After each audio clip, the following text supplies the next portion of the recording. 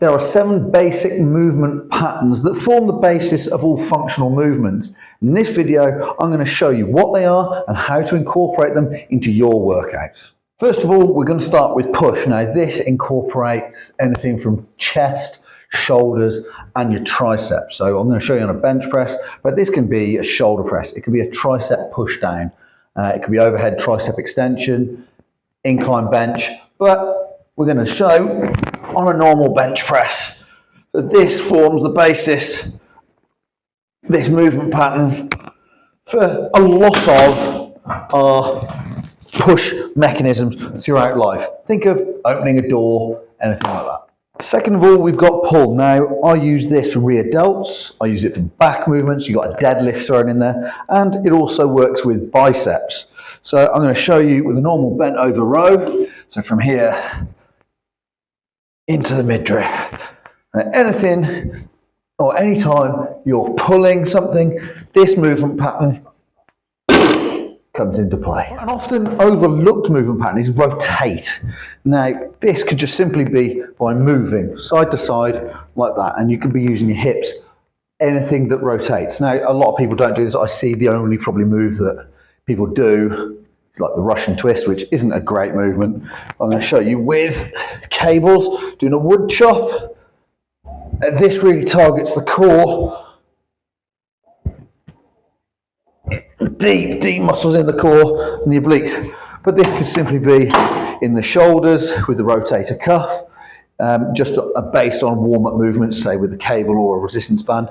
But rotation is often overlooked. Certainly anti-rotation you could throw into that kind of same bracket. It really challenges the core to stabilize and helps with engaging your core from base of your ribs into your hips. Now we've got squat. And let's face it, we all know what a squat is. But to get it right, this will help our legs and transference of weight from the floor upwards. So you get down and up. You've got to get nice and low in a squat and drive up. You master that, certainly picking up your kids when you get older is going to be a lot easier when you've mastered the squat. Now, if we look at lunges, now this could be based on single leg movements. So you think of walking up the stairs or even just walking in general.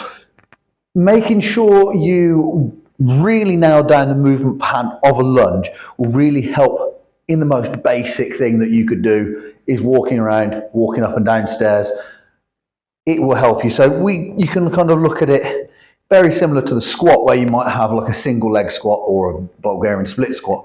It's kind of the same thing where you got a forward lunge, and what we do with this is making sure that our stance is wide so you've got a nice strong foundation. You don't want to be going foot in front of the other, which a lot of people do. You want to step forward, down, and keep the feet wide so they follow the line of your hips. So straight up, down. You don't want the knee at the front tracking over the toe. You can do that, or you could go simply into a reverse lunge. But my preference is forward lunge, step, down and back. There you have it, there's the lunge. The next movement pattern is hinge. Now this could simply be a leg extension or a hamstring curl, however you want to do it.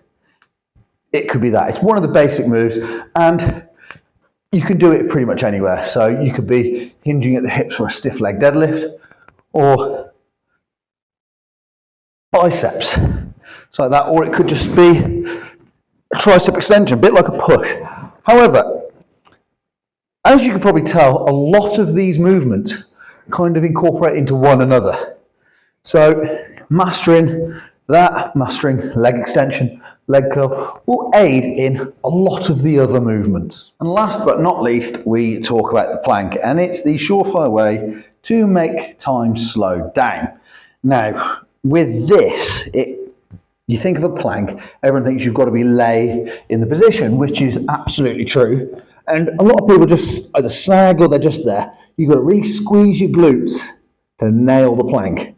So it's all about getting the core engaged. So squeezing your bum, squeezing your glutes.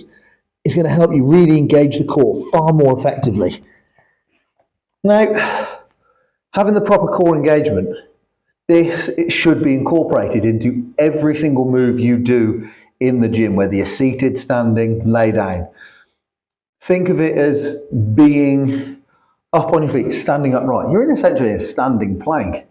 Think the rotation that we did, you've got to be in a standing plank. You're just loading that standing plank into a rotation. You've got to be stood in a nice standing plank with a squat, so you've got to have good core engagement.